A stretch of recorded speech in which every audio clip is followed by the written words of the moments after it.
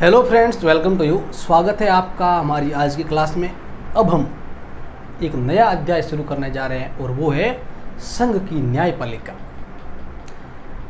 भाग 5 हमने संघ देखा था। उस संघ के अंदर हमने कार्यपालिका, विधायिका या संसद, फिर आती है राष्ट्रपति की विधायी शक्ति और उसके बाद आती है संघ की न्यायपालिका और CAG। तो 52 से लगाकर 78 तक तो कार्यपालिका थी, 79 से लगाकर 122 तक संसद या विधायिका थी और 123 में राष्ट्रपति की विधायी शक्ति और फिर आती है 124 से लगाकर 147 तक जो कि है संघ की न्यायपालिका यानी कि सुप्रीम कोर्ट। तो संघ की न्यायपालिका टॉपिक है हमारा संघ की न्यायपालिका।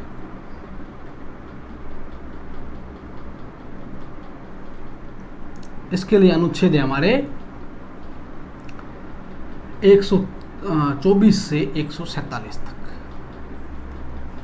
ठीक है, अब देखिए, वैसे तो हम अनुच्छेद पढ़ रहे हैं, लेकिन क्या है कि संघ की न्यायपालिका का मतलब है, संघ मतलब जो केंद्र हुआ है हमारा केंद्र सरकार, वो न्यायपालिका मतलब कोर्ट, न्याय करने वाला। तो संघ की न्यायपालिका और फिर आएगी राज्यों की न्यायपालिका जो कि है उच्च न्यायालय, हाई कोर्ट, और ये है सुप्रीम कोर्ट। तो हम ये बात कर रहे हैं सुप्रीम कोर्ट की। किसकी? सुप्रीम कोर्ट, या हम उच्चतम न्यायालय कहते हैं, हाईएस्ट कोर्ट, उच्चतम न्यायालय। ठीक है, इसकी बात करेंगे।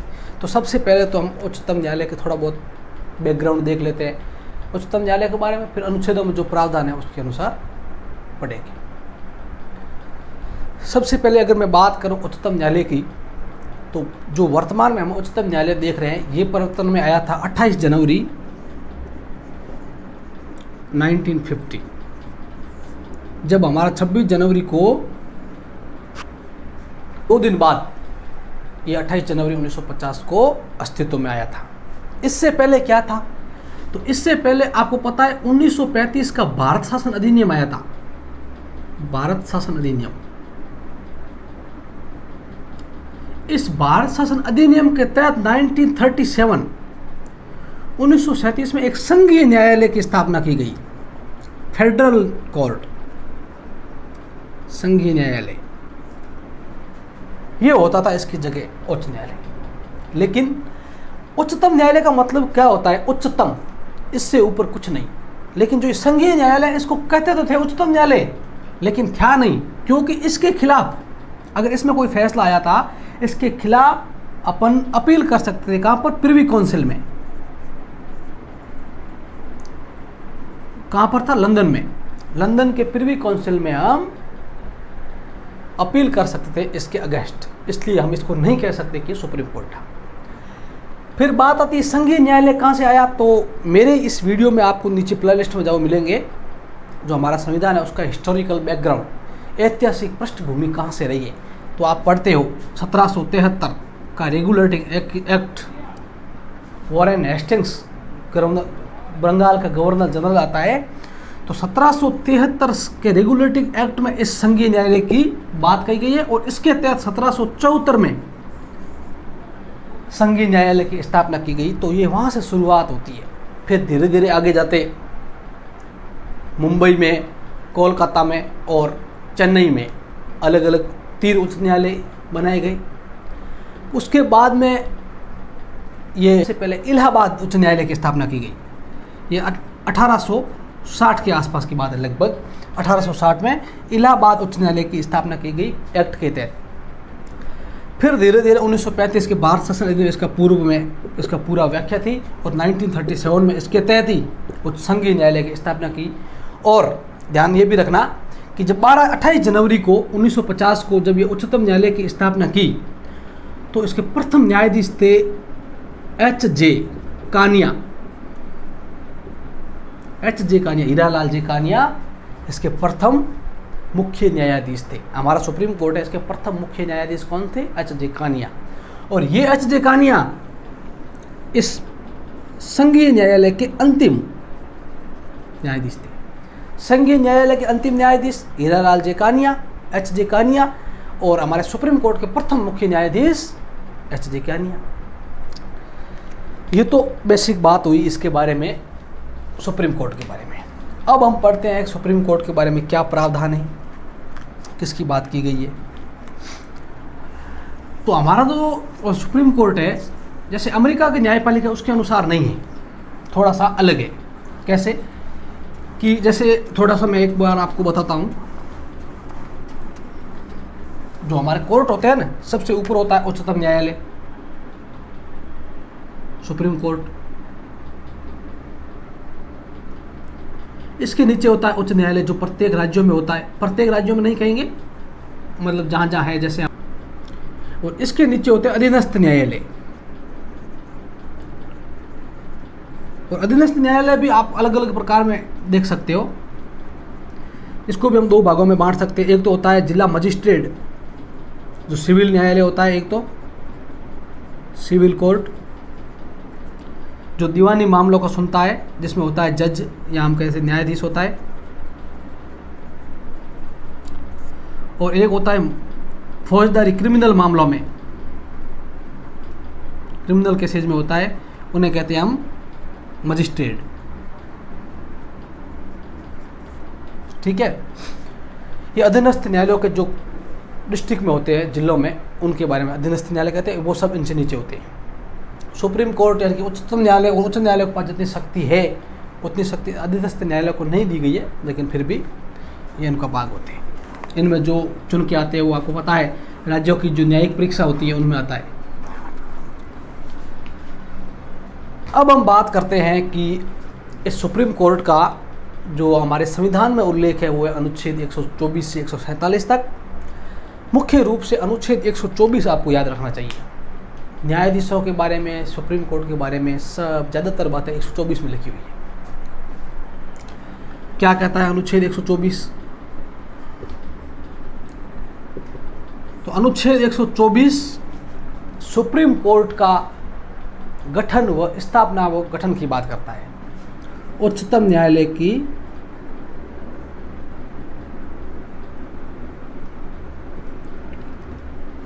स्थापना व गठन की बात करता है। और ये कहता है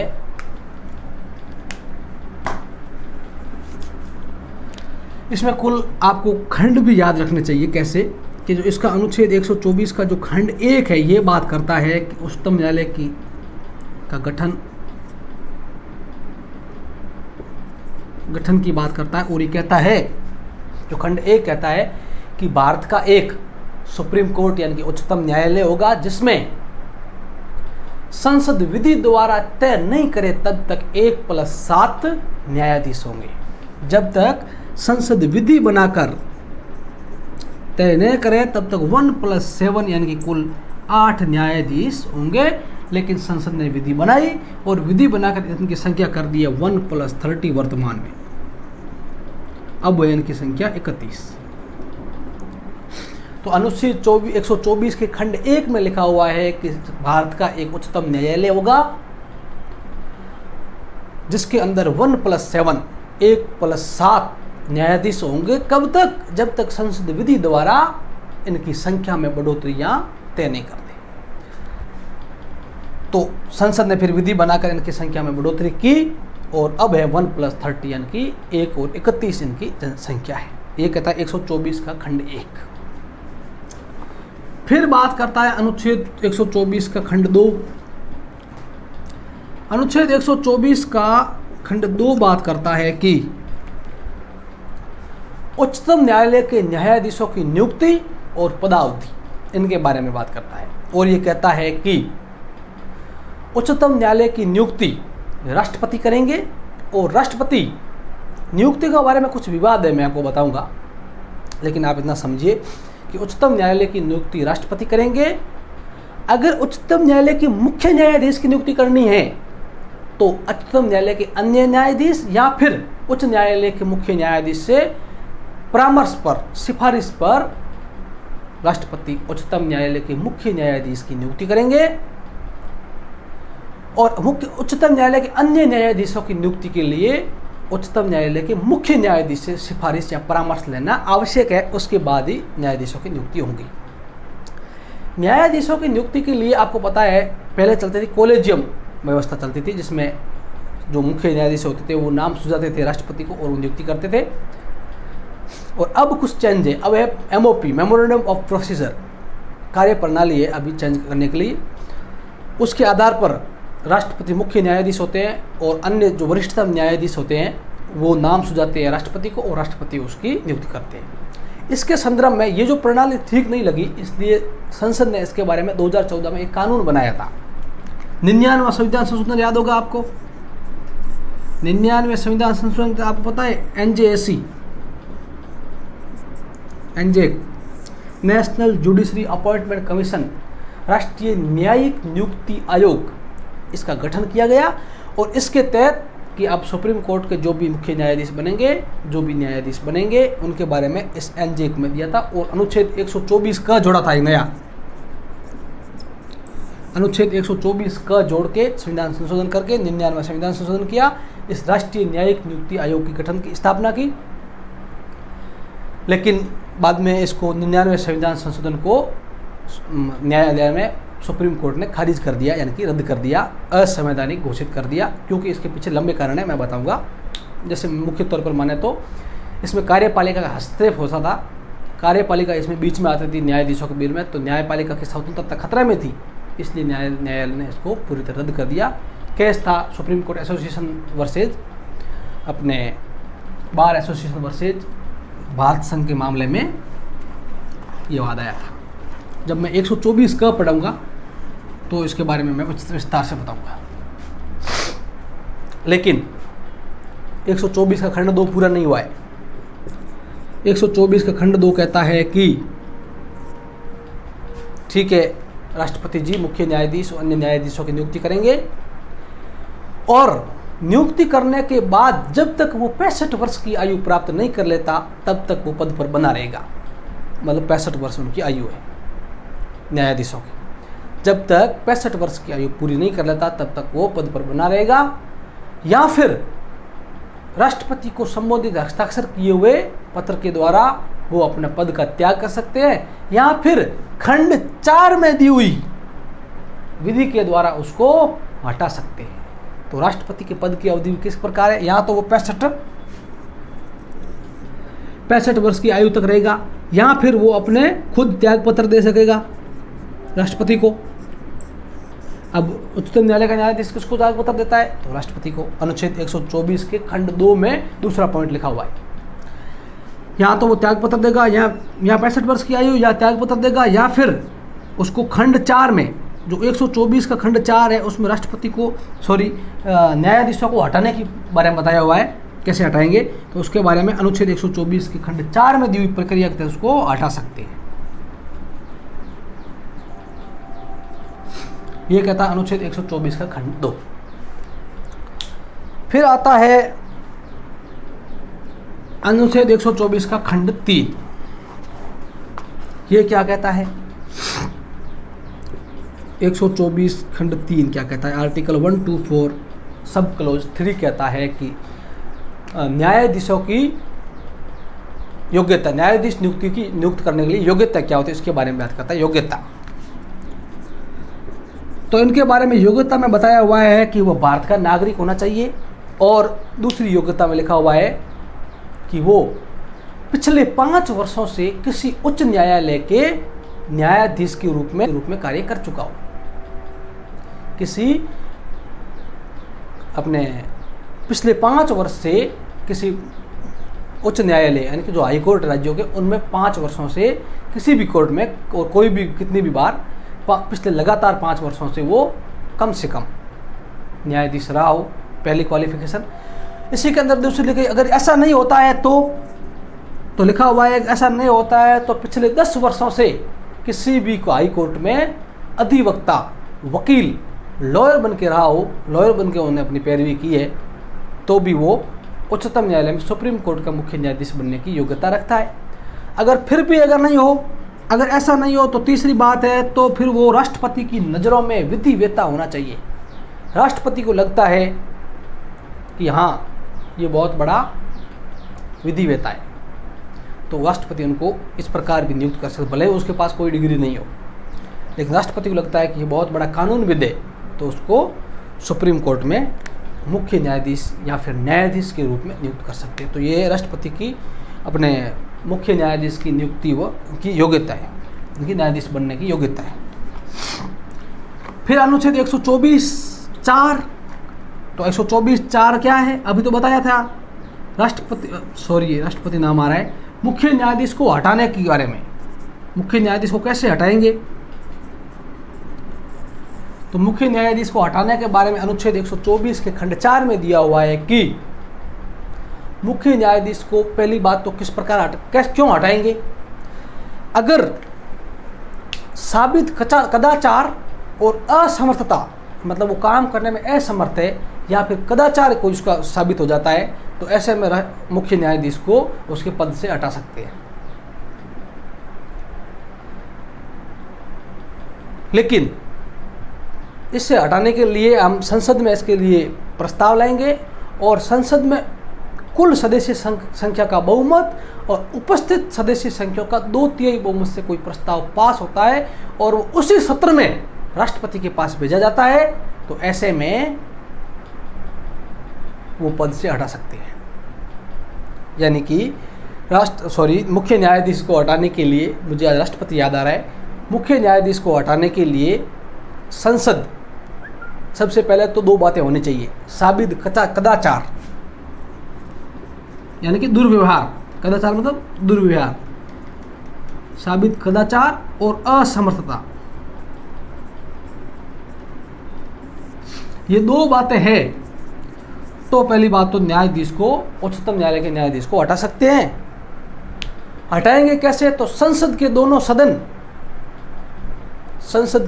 सदन अपने कुल सदस्य संख्या का बहुमत और उपस्थित व मतदान करने वालों का 2/3 बहुमत से कोई प्रस्ताव पारित करती हैं, और वो उसी सत्र में, जो सत्र चल रहा है उसी सत्र में राष्ट्रपति को देती हैं, तो राष्ट्रपति उसके हटाने के बारे में प्रक्रिया कर सकते हैं। लेकिन इसके बाद जो 124 का खंड 5 है वो भी सुनना। जो 124 का खंड 5 है ना, वो कहता है कि जो ये हटाओगे ना आप, 124(5) के तहत आप मुख्य न्यायाधीश को हटाओगे, उस मुख्य न्यायाधीश हटाने के लिए संसद विधि बनाएगी, उस हटाने की क्या प्रक्रिया होगी, उस प्रक्रिया के बारे में संसद विधि बनाएगी। तो फिर क्या संसद ने विधि बनाई, बिल्कुल बनाई। न्यायाधीश अधिनियम 1968, न्यायाधीश अधिनियम 1968 के तहत ही राष्ट्रपति को हटाया जाता है, प्रक्रिया ये होगी। ठीक है, हटाएंगे, संविधान में दिया हुआ है, लेकिन कैसे हटाएंगे, कुल क्या प्रक्रिया होगी पूरी, उसके बारे में बताया हुआ है। अब ये प्रक्रिया क्या है उसको ध्यान से सुनिए, मैं लिखूंगा नहीं, बताऊंगा। सबसे पहले तो संसद के 2 सदन है, लोकसभा और राज्यसभा। अगर पहले मैं लोकसभा की बात करता हूँ, फिर राज्यसभा। अगर लोकसभा में कोई मुख्य न्यायाधीश या फिर न्यायाधीश को हटाने, या फिर उच्च न्यायालय के कोई भी न्यायाधीश को हटाने के लिए ध्यान रखना, लेकिन उच्च न्यायालय हम पढ़ेंगे तब बताऊंगा। उच्चतम न्यायालय की बात कर रहा हूं, तो उच्चतम न्यायालय के न्यायाधीश को हटाने के लिए अगर लोकसभा में हटाने का प्रस्ताव लाया है तो कम से कम 100 सदस्य उसको निष्कासित प्रस्ताव पे साइन करके, लोकसभा में है तो लोकसभा के अध्यक्ष को देंगे, और राज्यसभा में है अगर प्रस्ताव तो फिर 50 सदस्य, कम से कम 50 सदस्यों के द्वारा सभापति को निष्कासित प्रस्ताव देंगे। अब सभापति, दूसरी बात, ये पहली बात तो यह है कि लोकसभा और राज्यसभा के अंदर कोई भी निष्कासित प्रस्ताव लाएंगे, और लोकसभा में तो 100 जने और राज्यसभा में तो 50 जने, राज्यसभा में तो सभापति को, लोकसभा में तो लोकसभा के अध्यक्ष को वो प्रस्ताव देंगे अपने हस्ताक्षर करके उन 100 जनों के। अब दूसरी बात आती है कि लोकसभा का अध्यक्ष या सभापति उस प्रस्ताव को स्वीकार करे या नहीं, या अस्वीकार कर दे, ये उसके ऊपर डिपेंड है। तीसरी बात, अगर स्वीकार कर ले तो लोकसभा के दोनों एक समिति का गठन करेंगे, जांच समिति का, जो ये जांच करेंगे कि क्या वास्तव में असमर्थता और कदाचार है इसका। अब इस समिति में कौन होंगे, तो इस समिति में एक तो मुख्य न्यायाधीश होंगे सुप्रीम कोर्ट के, और एक अन्य कोई वरिष्ठ न्यायाधीश होगा उच्च न्यायालय का, और एक कोई विधिवेता होगा। अब सवाल यहाँ पर यह है कि अगर मुख्य न्यायाधीश को हटाएंगे तो फिर उसकी जगह कौन होगा? तो मुख्य न्यायाधीश को हटाएंगे तो अन्य वरिष्ठतम न्यायाधीश होगा। क्यों? बताओ, आपको पता है नेचुरल जस्टिस, नैसर्गिक न्याय का उल्लंघन हो जाएगा अगर खुद ही अपने ही केस में अगर वो पैरवी करे या कोई भी फैसला सुनाए और वो समिति, जांच समिति और वो खुद मुख्य न्यायाधीश को हटा रहे हैं और मुख्य न्यायाधीश ही उस समिति में सदस्य है, तो फिर वो अपनी मर्जी से उसको थोड़े साबित कदाचार करेंगे। वो तो कहेगा नहीं, तो दोष सिद्ध, इसका कोई दोषी है ही नहीं। इसलिए उस जांच समिति में मुख्य न्यायाधीश को हटाना है तो अन्य वरिष्ठतम न्यायाधीश, उच्चतम न्यायालय का मुख्य न्यायाधीश, कोई भी उच्च न्यायालय का कोई भी न्यायाधीश और कोई विधि वेता, ये तीनों मिलकर इनके पास समिति होगी। ये समिति अगर उसको दोषी पाती है तो फिर संसद के ऊपर उस पर बहुत चर्चा होगी, बहुमत होगा और 2/3 बहुमत के द्वारा उस प्रस्ताव को पास करके उसी सत्र में राष्ट्रपति को भेजेंगे और राष्ट्रपति उसको हटाने का आदेश जारी करेंगे। तो ये न्यायाधीश अधिनियम 1968 में प्रक्रिया लिखी हुई है कि ऐसे हटाया जाएगा। बाकी अनुच्छेद 124 का खंड 4 ये कहता है राष्ट्रपति को हटाना, और 124(5) क्या कहता है कि जो प्रक्रिया होगी हटाने की ना, उसके लिए विधि कानून संसद विधि द्वारा तय करेगी। फिर आता है अनुच्छेद 124 का खंड 6। 24 का खंड 6 कहता है कि मुख्य न्यायाधीश की शपथ, मुख्य न्यायाधीश की शपथ या फिर अन्य न्यायाधीशों की शपथ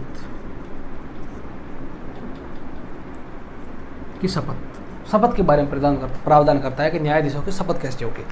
तो इसमें लिखा हुआ है कि कोई भी न्यायाधीश नियुक्त होने से पहले वो अनुसूची 3 में दिए हुए प्रारूप के अनुसार शपथ लेगा, उस पर हस्ताक्षर करेगा। किसके सामने? राष्ट्रपति के सामने या फिर राष्ट्रपति द्वारा नियमित कोई व्यक्ति के समक्ष वो शपथ लेगा। राष्ट्रपति के समक्ष अनुसूची 3 में दिए हुए प्रारूप के तहत शपथ लेगा और उस पर हस्ताक्षर करेगा तो वो मुख्य न्यायाधीश या फिर अन्य न्यायाधीश बनेगा। ठीक है, ये बात कहता है खंड 6। फिर 7 लास्ट 124 का खंड 7 कहता है कि कोई भी उच्चतम न्यायालय का कोई भी न्यायाधीश बन जाता है, उसके बाद वो किसी भी अधीनस्थ न्यायालयों में किसी के सामने कोई पैरवी नहीं करेगा, किसी के सामने किसी प्रकार का कार्य नहीं करेगा। मतलब इसका ये है 124 का खंड 7 कहता है कि एक बार उच्चतम न्यायालय का न्यायाधीश बन गया, फिर वो किसी न्यायालय का न्यायाधीश, किसी न्यायालय में वकालत तक नहीं कर सकते। तो ये कहता है अनुच्छेद 124 राष्ट्र न्यायालय की, मुख्य न्यायालय की, अपने उच्चतम न्यायालय की स्थापना और गठन। Thank you for watching. और नेक्स्ट हम 124 को देखेंगे, नया जो एनजेक जोड़ा है, राष्ट्रीय न्यायिक नियुक्ति आयोग, उसके बारे में। Thank you. वीडियो को लाइक तो कर ही देना, आप बिल्कुल लाइक नहीं करते हो कहने के बावजूद।